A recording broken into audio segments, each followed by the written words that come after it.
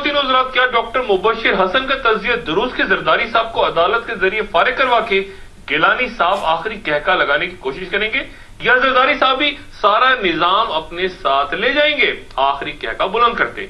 Telephone line पे मेरे साथ सीनियर तजज़ियाकार हारून रशीद साहब मौजूद हैं। हारून साहब अस्सलाम वालेकुम। वालेकुम सलाम। हारून रशीद साहब, डॉक्टर मुबशिर हसन ये कहते हैं कि जरदारी साहब और गिलानी साहब एक पार्टी नहीं है, बल्कि गिलानी साहब चाहेंगे कि जरदारी साहब से जान छूटे अदालत के फैसले के नतीजे में। आप एग्री करते हैं इस बात से कि अलग अलग पार्टी है और ऐसा हो सकता है कि जरदारी साहब चले जाएं और गिलानी साहब को छोड़ जाएं अपने आप को पीछे हटा के? देखिए, हतमी तौर पे ये कहना तो मुश्किल है कि चीजें दिलाकर क्या रुख इख्तियार करेंगी, लेकिन डॉक्टर साहब की इस राय से मैं एग्री करता हूँ कि उनके दरमियान कोई हकीकी हमआहंगी नहीं पाई जाती। अगर किसी ने उनकी किताब पढ़ी है वज़ीर आज़म की, तो उसे मालूम होगा कि वो हमेशा अपने ग्रुप के बारे में और अपनी जात के बारे में सोचते हैं। और ये भी हम सब जानते हैं कि वो एक जमाने में मुस्लिम लीगी थे और पूरी यकसुई से मुस्लिम लीगी थे। मजबूरी आ पड़ी तो फिर वो पीपल्स पार्टी में आए, कहिए कि जब जरूरत आ पड़ी। और उनके दरमियान सब अच्छा नहीं है, और वो एक बहुत ही क्या कहना चाहिए कि काया सियासतदान है। अगर उन्हें कोई ऐसा रास्ता मिला कामयाबी है जिसमें जरदारी साहब को छोड़ना पड़ा तो वो छोड़ देंगे उन्हें। तो फिर इसमें प्लेयर्स कितने हैं इस वक्त? एक अदालत है जो बहरहाल अपना चाहती है कि फैसलों पे इम्प्लीमेंटेशन हो, स्विस मुकदमा खुले, स्विस मुकदमा खुलता है तो जरदारी साहब जाते हैं। अच्छा, मियां नवाज शरीफ जो है वो भी जाहिर है यही चाहेंगे कि अदालतें इस तरह कर दें, उनकी क्या पोजीशनिंग होगी? बाहर की कुव्वतें अलग हो गई हैं, फौज अपनी जगह देख रही है, वो कलम और संगीन हर थोड़े दिनों के बाद उनका तस्करा आ जाता है जरदारी साहब। फौज, डॉक्टर साहब, फौज के बारे में तो मेरी ईमानदाराना राय है, फौज के बारे में उसने जन का इजहार करते जवाब करते हैं तो फौरन ही आपके बारे में शुकूक व शुबहात शुरू हो जाते हैं। फौज की पोजीशन तो ये है कि जो भी आइन के अंदर रास्ता निकलेगा वो उसे कबूल कर लेगी। अदालत की पोजीशन ये है कि वो कानून नाफिज करेगी। जो चीफ जस्टिस जनरों से न डरा और जो गिरफ्तारी से खौफजदा न हुआ, अब वो गिरफ्तार ही थे, नजरबंद थे, जब बदतरीन दबाव से आ गया। अगर अब किसी का ख्याल है कि चीख चिल्ला कर दबाव पैदा करके इन चीजों को ब्लैकमेल कर लेगा तो इसका सवाल ही पैदा नहीं होता। और ये भी वाज़ेह हो गया है, जो बहस हुई है, हम तो कानून के माहिर नहीं, जो आईनी माहिरीन है उन्होंने वाज़ेह कर दिया है कि इस्तिस्ना मशरूत है, गैर मशरूत इस्तिस्ना नहीं है कि सदर साहब जो मर्जी करते रहे।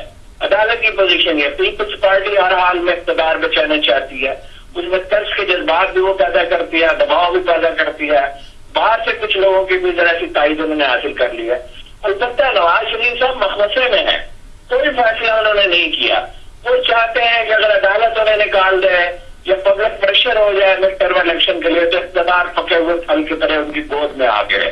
और कल चौधरी शुजात हुसैन ने कह दिया तो लोगों को क्या है कैसे इख्तियार सदर के पास आई, वज़ीर आज़म ने तो खाने के लिए रोटी चाहिए और बिजली चाहिए और गैस चाहिए।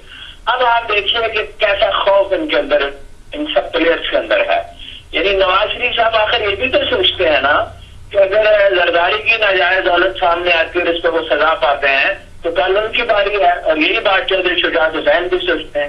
नहीं तो फिर आगे किस तरह से, यानी मामला आगे सब अपनी एक्सट्रीम पोजीशन तो ले चुके हैं, चलिए पॉलिटिकल प्लेयर्स ने ना ली हो, लेकिन जो बाकी प्लेयर्स हैं अदालतें एक्सट्रीम पोजीशन ले चुकी हैं कि ये खोला जाए, ऐसा किया जाए, ऐसा किया जाए।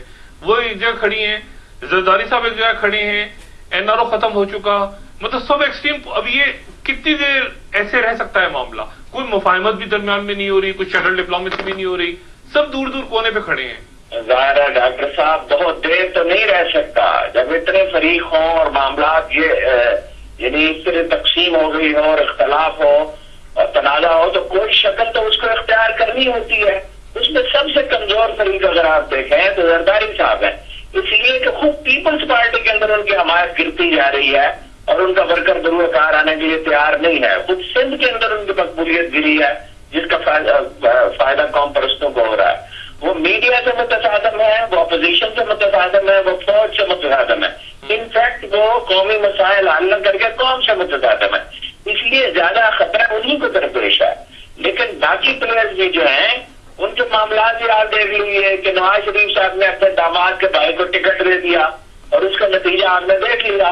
उसमें अब एक और दबाव पड़ेगा, वो ये होगा कि मुस्लिम लीग इकट्ठी हो जाए। इसलिए तो उनके वोटर, जैसे मैं हमेशा अर्ज करता हूँ, दरअसल एक ही है, उन पे दोनों पे दबाव आएगा। रशीद साहब, फिर आपको डायमेंशन क्या बनती नजर आ रही है?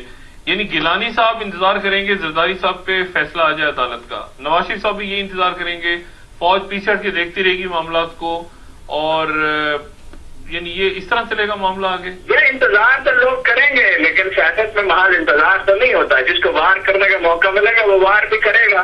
देखिए ना, अभी तो नवाज शरीफ साहब अपना रद्दमल मुतय्यन करेंगे ना कि 17वीं तरमीम वापस ली जाती है, मार्च में ये नहीं ली जाती। जब तो 17वीं तरमीम वापस ले ली जाती है तो फिर एक बिल्कुल और सिचुएशन होगी, फिर जरदारी साहब वैसे ही इररिलेवेंट होना शुरू होंगे। लेकिन अगर वो नहीं ली जाती और मुझे अंदेशा है कि जरदारी साहब इसको डिले करने की कोशिश करेंगे, यही उनका मजाज है, तो फिर नवाज शरीफ पहले ही अपने वोटर और वर्कर के दबाव का शिकार है, तो फिर मुमकिन है वो मैदान में निकले।